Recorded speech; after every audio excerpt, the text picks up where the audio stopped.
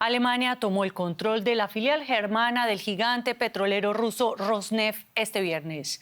Bienvenidos a las noticias económicas, soy Juliana González. Se trata de 3 de las refinerías más importantes del país, entre ellas las de la ciudad oriental de Schwedt, que surte el 90% de la gasolina en Berlín.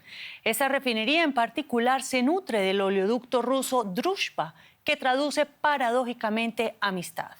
El gobierno alemán asegura que una de las razones que le ha llevado a tomar bajo su tutela urgente dichas refinerías es la creciente preocupación de bancos, aseguradoras y proveedores.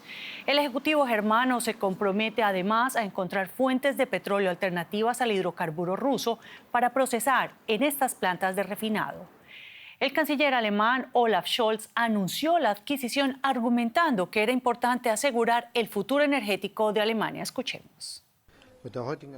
Con la decisión de hoy nos aseguramos de que Alemania siga abasteciéndose de crudo a medio y largo plazo, y esto se debe en gran parte a la refinería PSK Schwedt. No hemos tomado esta decisión a la ligera, pero era algo inevitable. Lo importante es que la planta en Schwedt quedará protegida con esta decisión. Y por su parte, Rosneft ha dicho que está dispuesta a discutir el nuevo contrato de su filial con la fiduciaria, siempre que se garanticen los pagos por los suministros de petróleo. Sin embargo, no descarta llevar el caso a los estrados judiciales, argumentando que la transferencia de activos a una administración fiduciaria es ilegal. En otras noticias, el Banco Mundial lanzó la advertencia de que el mundo puede estar acercándose a una recesión global a medida que los bancos centrales suben simultáneamente los tipos de interés para combatir la persistente inflación. Las 3 mayores economías del mundo, Estados Unidos, China y la eurozona, se han desacelerado bruscamente. Para el organismo internacional, bastaría un golpe moderado a la economía mundial durante el próximo año para llevarla a la recesión. En su análisis, el banco también trazó paralelos con la recesión de 1982, que desencadenó más de 40 crisis de la deuda y dio paso a la llamada década perdida de muchas economías en desarrollo. Y Wall Street cierra una semana con viento en contra. Los inversionistas se preparan para que la próxima semana la Reserva Federal anuncie una subida de los tipos de interés mayor de la esperada. También ante el anuncio de la empresa de mensajería FedEx de que retirará su previsión de beneficios. El principal actor del mercado de la paquetería argumentó que las condiciones de mercado en Asia y Europa han empeorado. De poco sirvieron los anuncios de indicadores económicos macro positivos esta semana, como el descenso de las peticiones de subsidios por desempleo o la ligera subida de las ventas minoristas, pese a la inflación destinada a quitar el miedo a los inversionistas. Lo decíamos, el pesimismo parece rondar los pasillos de Wall Street. Así que nos vamos hasta allá para tomarle el pulso a esta compleja semana en el mercado accionario con mi colega Ana Nieto en la Bolsa de Nueva York. Hola Ana, esta semana pinta ser una de las peores en mucho tiempo en los mercados. ¿Qué es lo que más pesa en el ánimo de los inversores? Los inversores estuvieron muy optimistas durante el verano pensando que había alguna buena noticia en cuanto a la situación económica de Estados Unidos, pero ese optimismo se ha volatilizado. ¿Por qué?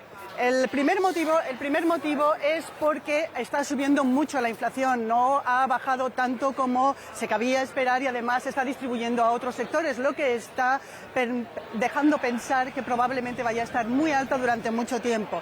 La segunda cuestión es que la desaceleración que se está produciendo en Asia y en Europa va a llegar a Estados Unidos y sobre todo a sus multinacionales. En todo este asunto, la Reserva Federal se reúne, como dices, la semana que viene y ha dicho que va a subir los tipos de interés, cueste lo que cueste incluso una recesión. De hecho, ahora mismo se está empezando a pensar que no solamente se podría subir 75 puntos básicos, 75%, sino un punto porcentual por encima de lo que está ahora mismo. El hecho de que FedEx haya retirado sus previsiones para el año 2023 es una muy mala señal porque el sector del transporte es un indicador adelantado y eso significa que en el año 2023 no va a haber mucha necesidad de ser optimista. Sí, parece un panorama bastante pesimista, Ana, pero aparte de estas acciones clásicas, tenemos el tema, por ejemplo, de Ethereum, que ha culminado su transformación conocida como The Merge. ¿Se libran los activos cripto de este baño de pérdidas en Wall Street? No, las pérdidas están llegando también aquí. Que, como tú dices, Ethereum terminó ayer su merge, el cambio de software que permite que se consuma mucha menos electricidad, mucha menos energía para validar las transacciones de estos activos, de estos tokens. El problema es que ahora mismo hay muchísima volatilidad, hay muchísimo pesimismo y todo lo cripto es un activo de alto riesgo. Los inversionistas están siendo muy cuidadosos a la hora de seleccionar dónde invierten su dinero y el alto riesgo no es el lugar, y mucho menos en un mercado bajista como es este. Ethereum ha perdido hoy un 3%, Ether ha perdido un 3%, y Bitcoin, que lleva perdido casi un 50% en lo que va de año, también ha cerrado a la baja. Las pérdidas siguen. Gracias, Ana Nieto, por estos análisis desde el corazón de Wall Street. Y la plataforma de transporte compartido Uber informó que está respondiendo a lo que llamó un incidente de ciberseguridad, luego de que se diera a conocer que un hacker obtuvo acceso a sus sistemas informáticos. Según el diario estadounidense The New York Times, el sujeto logró acceder a las bases de datos de Uber a través de la cuenta del servicio de mensajería interna llamado Slack de un empleado de la compañía. A pesar de que se barajan varias posibilidades, hasta ahora no se ha confirmado el volumen de datos a los que tuvo acceso el hacker ni sus intenciones. Las acciones de Uber cayeron un 5% tras divulgarse esta noticia. Y México encabeza la lista de países con mayor facilidad para instalarse, según la encuesta de la red de profesionales reubicados Internations. Las peticiones de residencia permanente casi se han duplicado después de la pandemia. A ellos se suman los extranjeros que viven en el país como turistas y trabajan de forma remota. Pero eso ha provocado un aumento de alquileres y la dolarización de algunos comercios, lo que ha desplazado a miles de habitantes de barrios como la Roma y la Condesa. John llegó a México hace 14 años para estudiar español, pero enseguida decidió mudarse aquí. Ahora ya ha abierto su propia consultora. Lo que más le gustó a este estadounidense no fueron las oportunidades de negocio, la cultura o la gastronomía, sino la gente. En general, los mexicanos son muy amigables, es gente muy cálida en comparación a muchos otros países. Es bastante fácil hacer amigos aquí. Económicamente, como mencionaste, es fácil rentar un departamento, salir para comer. Por todo eso, México encabeza los índices como el país del mundo con mayor facilidad para instalarse, según la reciente encuesta de Internations, una red internacional de ejecutivos y profesionales relocalizados. John se reúne hoy con Alexandra para que le ayude a encontrar apartamento. Directora de una empresa de relocalización, Alexandra advierte que tras la pandemia ya no llegan solo clientes por empresas con un perfil directivo, sino también jóvenes independientes. Sus inquietudes son las mismas. La Ciudad de México está enorme, entonces siempre tienen miedo de no saben dónde están y cómo manejan la ciudad, ¿no? Cómo van a mover, el tema un poco de seguridad, siempre preguntan si México está súper inseguro o no. Pese al aumento de la violencia, las peticiones de residencia permanente casi se duplicaron después de la pandemia. En la capital, el grueso de solicitantes son estadounidenses y canadienses. Y hay miles de extranjeros que simplemente se quedan como turistas, en su mayoría nómadas digitales. Una de ellas es Rama Ahmed, que se trasladó desde Países Bajos hace unos meses para trabajar desde su casa en una compañía de Internet.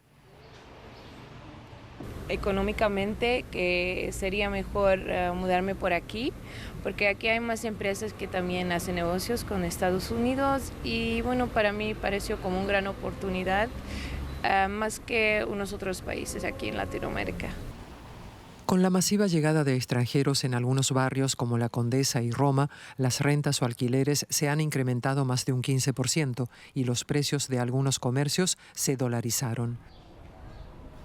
Sergio González es activista y también uno de los 5.000 desplazados de la colonia Juárez. Fue desahuciado de este edificio cuando aumentó el alquiler. Señala que la gentrificación agrava las prácticas ilícitas de los llamados cárteles inmobiliarios, como las colusiones, los permisos fraudulentos, las comisiones y las empresas fachada.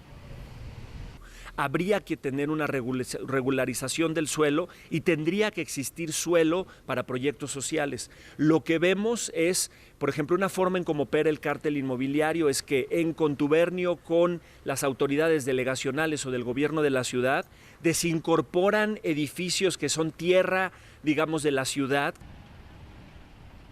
México y su capital abrazan a los foráneos, aunque a veces dan la espalda a los locales.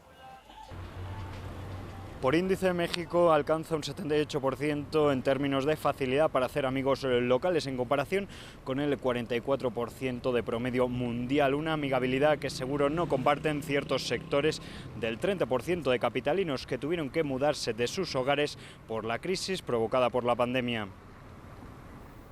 Y terminamos esta emisión hablando de un ícono, específicamente de la camiseta que usó la leyenda del básquet Michael Jordan durante las finales de su última temporada de la NBA de 1998. Ha sido subastada por una cifra récord de $10,1 millones. La camiseta roja de los Chicago Bulls con el emblemático número 23 de Jordan es la prenda utilizada en un partido que se vendió por la suma más alta de todos los tiempos e incluso por el doble del valor máximo estimado por la casa de subastas Sotheby's. La temporada 97-98 fue una excelente temporada para los Bulls. Michael Jordan, un hombre y un legado icónico. Llegamos así al final de La Economía. A ustedes muchas gracias y hasta la próxima emisión.